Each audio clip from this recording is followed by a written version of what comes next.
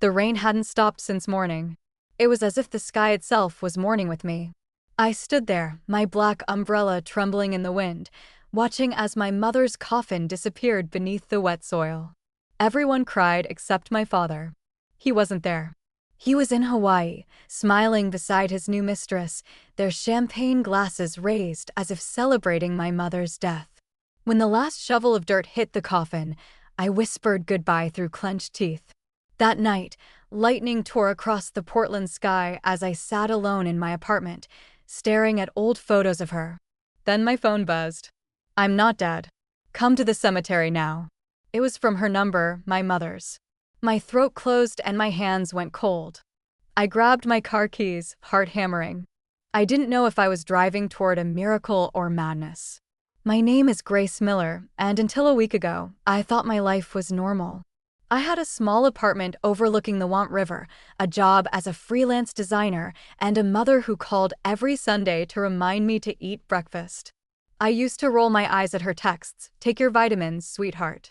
Don't skip dinner again." I never thought I'd miss them. The day she died started like any other. I was finishing a client project when an unknown number appeared on my phone. I almost ignored it, but some strange instinct made me answer. "Is this Miss Grace Miller?" The woman's voice trembled. "I'm calling from Portland General Hospital. I'm so sorry. Your mother passed away this morning." Sudden cardiac arrest for a moment. I couldn't breathe. The world tilted. Colors drained away. "No," I whispered, shaking my head. "You've got the wrong person. My mom's fine. She was painting this morning." "I'm sorry," the nurse repeated softly. The words rang in my ears long after she hung up. I remember standing by the window, watching raindrops trace lines down the glass. My reflection ghostly pale. My mother, my best friend, my anchor was gone. And yet, deep inside, something didn't add up. She had no heart problems. She exercised, laughed easily, ate healthy. How could she just stop living? When I called my father, his tone was almost bored. "It's true," he said flatly. "Evelyn's gone. The doctor said it was quick." "That's it?" I snapped, my voice breaking. "That's all you have to say?" A sigh. "Grace, she's dead. Cry if you need to, but don't be dramatic. I'll handle the paperwork." Then he hung up. That was the moment my grief turned to fire. Something inside me whispered that my father wasn't mourning. He was relieved. And that made me terrified to know why. 3 days later, the rain still hadn't stopped. It was as if the city itself refused to move on. The cemetery smelled of wet soil and leaves. People in black stood under umbrellas, murmuring condolences that barely reached my ears. I couldn't look away from the coffin. My mother's name, Evelyn Grace Miller, was engraved in gold. My throat burned. "You didn't deserve this," I whispered. Behind me, relatives whispered too. "Where's Richard? Her husband didn't even come. Disgraceful." I clenched my fists. My father had texted me the night before. "Busy with business overseas. Handle the funeral. No apologies. No shame. Just business." When the priest began to pray, I felt my legs tremble. My cousin's little girl, Ava, tugged my sleeve. "Aunt Grace," she whispered. "If Grandma's in heaven, can she see us?" I knelt down, my voice breaking. "Yes, baby. She can see us. She's watching right now." As the coffin lowered, a cold gust swept through, snapping my umbrella inside out. The priest's words blurred into the rhythm of falling rain. Every drop felt like a heartbeat I couldn't reach anymore. When it was over, everyone left. Everyone except me. I stayed, staring at the freshly turned soil until my knees sank into the mud. "Mom," I whispered, "if there's any justice in this world, he'll pay for what he's done to you. I promise." Lightning flashed far in the distance, a white scar across the dark sky. I took it as an answer. That night, I drove home soaked and hollow. I showered, changed into one of her old sweaters, and sat in the dark, scrolling aimlessly through my father's social media. And that's when I saw at his new post, a photo of him on a sunny beach, arm around a young woman with perfect hair. The caption read, "New beginnings." My heart stopped. My hands shook so hard I nearly dropped the phone. While I buried my mother in the rain, my father was smiling under a tropical sky. Something inside me broke and something darker began to wake. That night, I couldn't sleep. Every creak of the apartment felt like a whisper from somewhere else. The storm outside howled through the cracks in my windows, and I kept seeing my mother's face the way she looked in the coffin, still and peaceful. Too peaceful. I tried to distract myself, scrolling through photos on my phone. Mom holding her paintbrush, laughing in the garden. Mom teaching me how to bake apple pie. Mom hugging me after my first breakup. Every memory hit like a blade. Then my phone buzzed. At first, I ignored it. Probably a condolence message from a friend. But then I saw the name on the screen. Mom. I froze. The blood drained from my face. Her number. The one I couldn't bring myself to delete. My heart stuttered as I opened it. One message. I'm not dead. Come to the cemetery now. For a long moment, I just stared. My brain tried to find logic hack. Wrong number. Cruel prank, but my body had already decided. I grabbed my coat and car keys and ran. The rain outside felt sharper, colder, almost intentional. My windshield wipers fought the downpour as I drove toward the cemetery, headlights slicing through sheets of water. Every instinct screamed at me to turn back, but I couldn't. My mother's voice was in my head. Trust your heart, Grace. Even when your mind is afraid.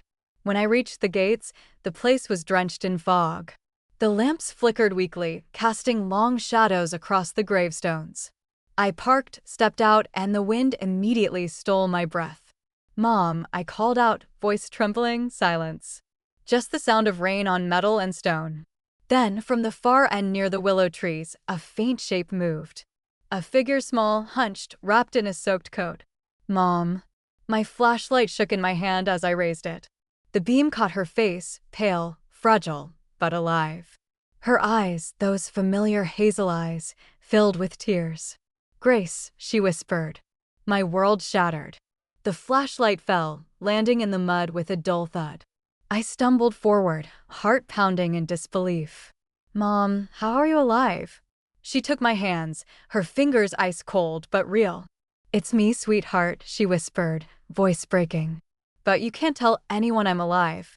I stared at her, soaked and shaking as the rain poured harder, washing away the last line between life and death. I couldn't stop staring at her face. Her skin was pale, almost translucent. Her hair matted with rain, but her eyes, they were alive. Real. My voice cracked. Mom, everyone saw you. I saw you. You were gone. She pulled me into a trembling hug. For a second, the world disappeared. The storm, the cemetery, the madness.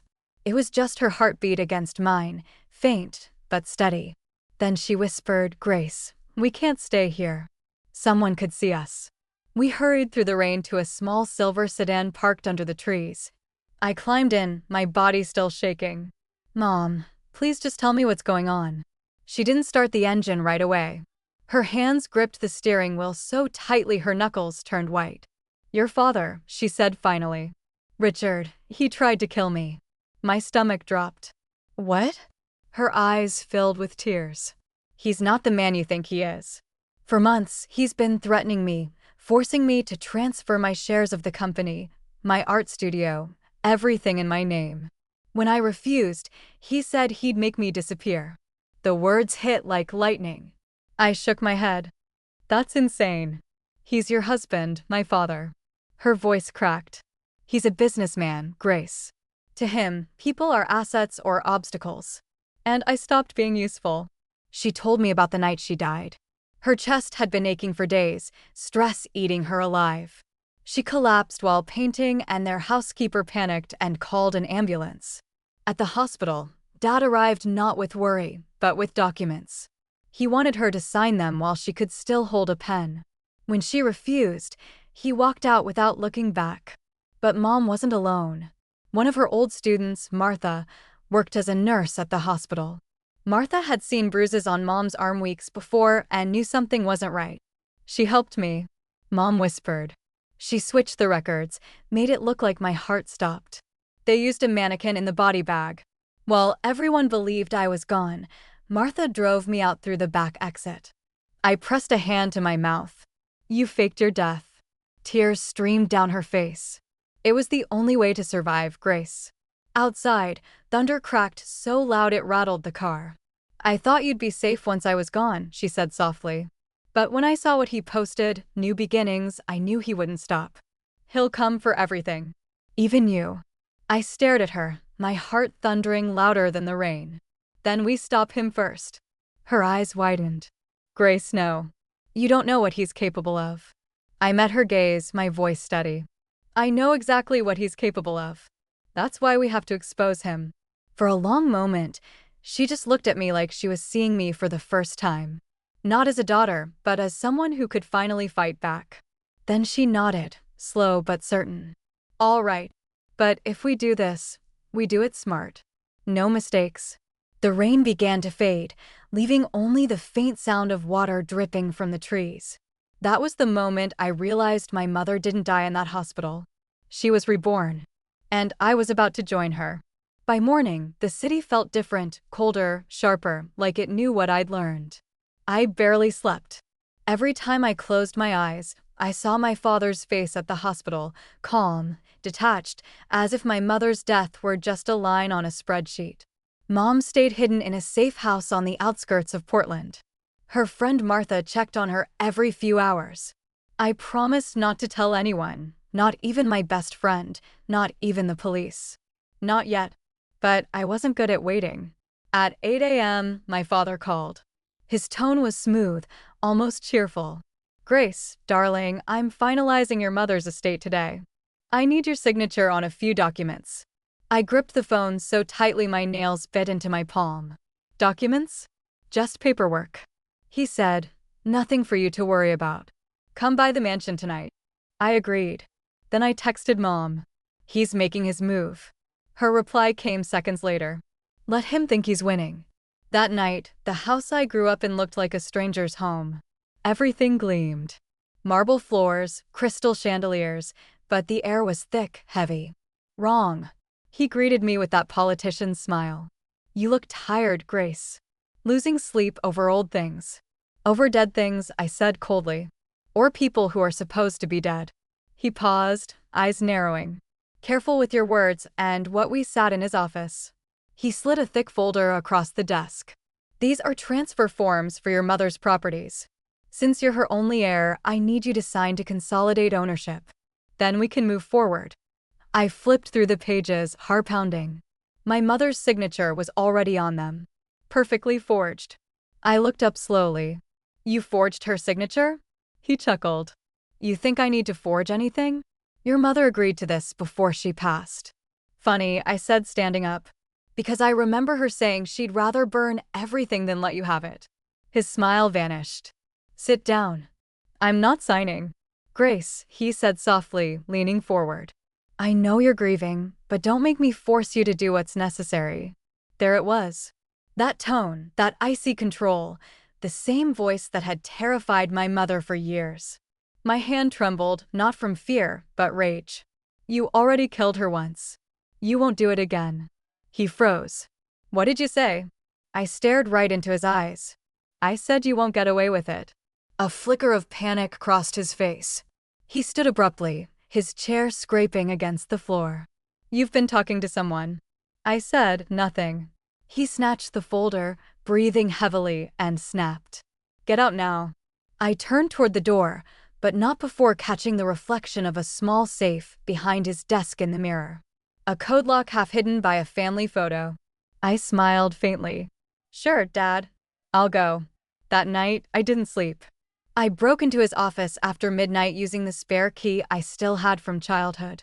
The safe opened on the third try. His password was my mother's birthday. Of course, inside were bank statements, offshore transfers, fake contracts, and a flash drive. I copied everything onto mine and left as quietly as I came. When I returned to my car, my hands were shaking.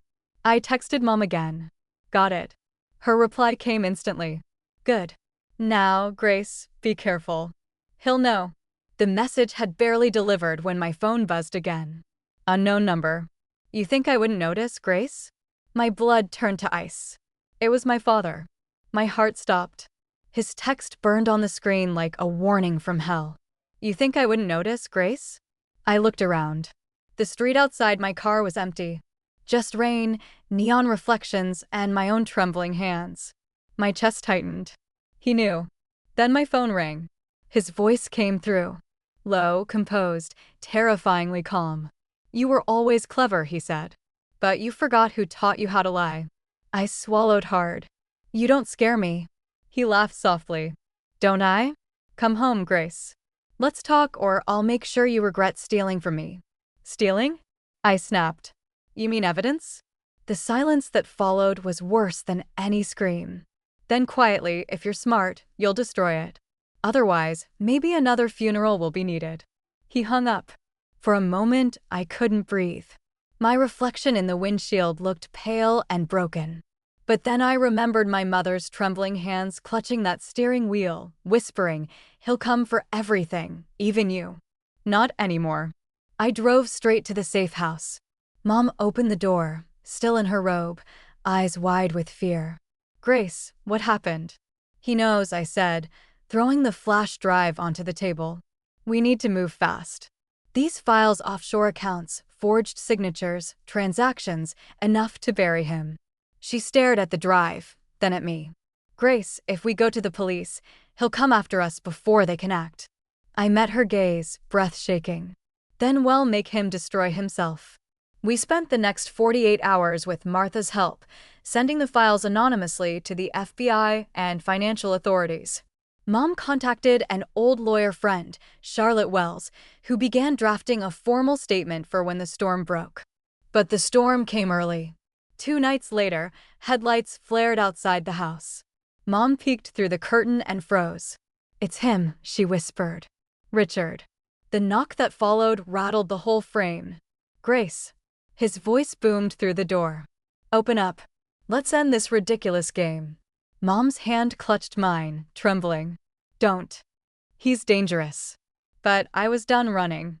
I opened the door. He stood there in the rain, drenched, furious, eyes bloodshot. The expensive suit clung to him like armor cracking at the seams. "Where is she?" he hissed. I stepped into the doorway. "Where's who, Dad? The wife you buried? The woman you tried to erase?" His jaw tightened. "You don't understand what she did to me. She ruined me. She loved you." I said, "You ruined yourself." He shoved past me, storming inside, shouting her name. "Evelyn." Mom stepped out from the hallway, fragile, but unflinching. "I'm right here." He froze. For a second, the rain outside seemed to stop. His face turned ghostly white. No, this isn't possible. You're dead." Mom's voice was steady, still beneath sorrow. "You tried to make me dead." He laughed bitterly, trembling. "You think you can take my life's work, my company, my name? You're nothing without me."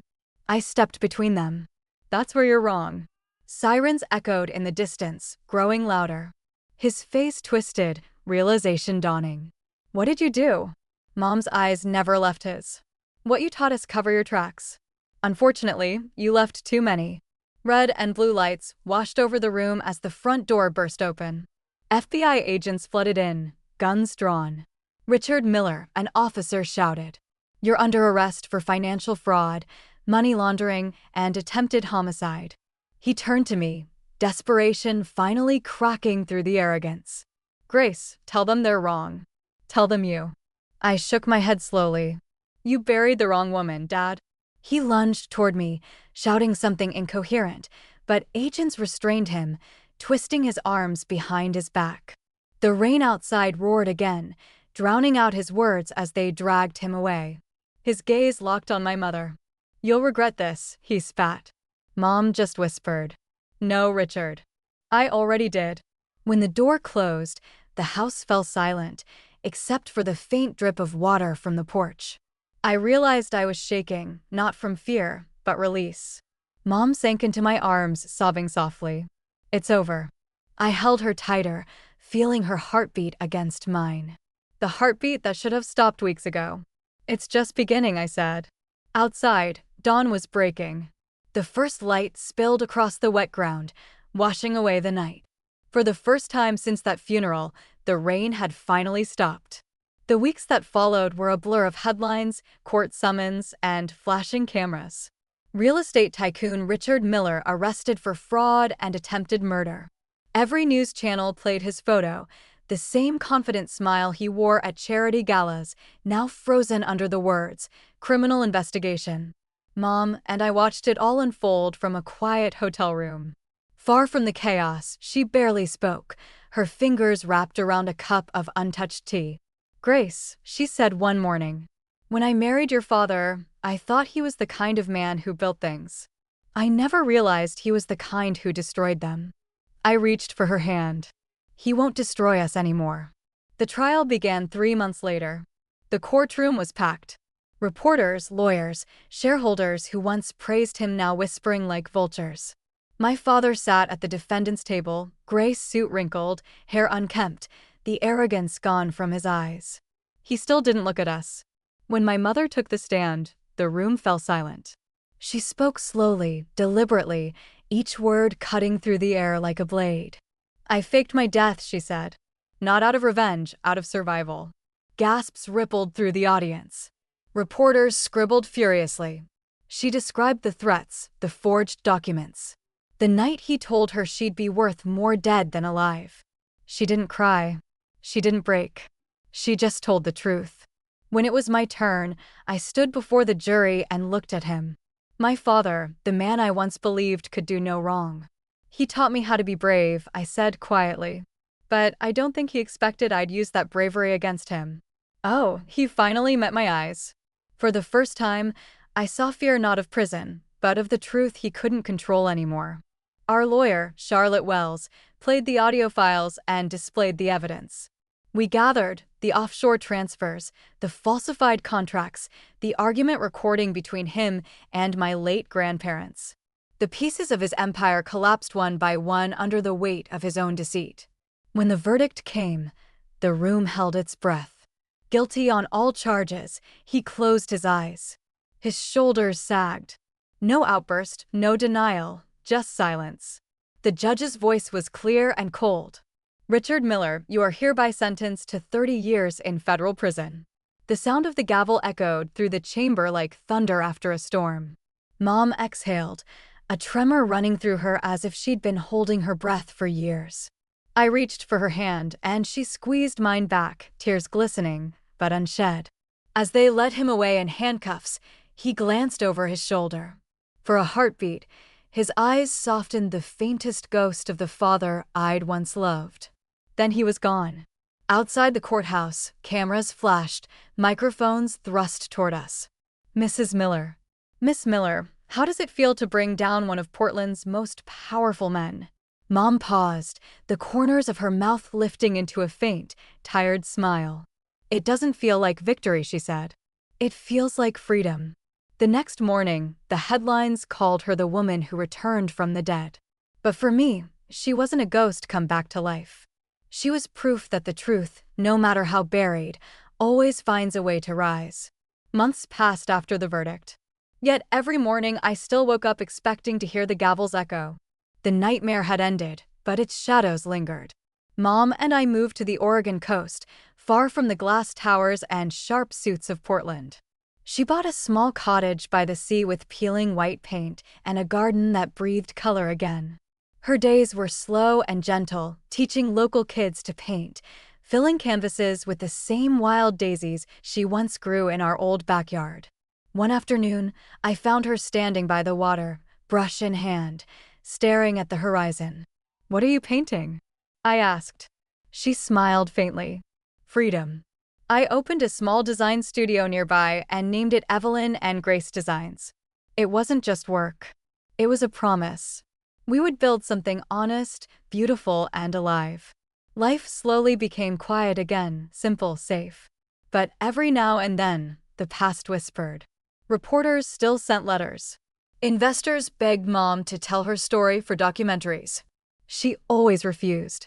"I don't need to relive it," she said softly. "I just need to live." One evening, as the sun dipped low over the ocean, I sat on the porch with her and a cup of tea. The air smelled of salt and wet earth. I looked at her, still half in disbelief. "Mom, I never asked who sent that text that night." The one that brought me to you. She looked up, the sunset reflecting in her eyes. I didn't, she said quietly. I frowned. What do you mean? It came from your number. My phone was off. Martha took it. I didn't have it that night. We sat in silence as the waves hissed against the rocks. A chill slid down my spine, but not from fear, from awe. Maybe fate had dialed that message itself, unwilling to let a lie win. Mom reached over and took my hand. Whatever it was, she said.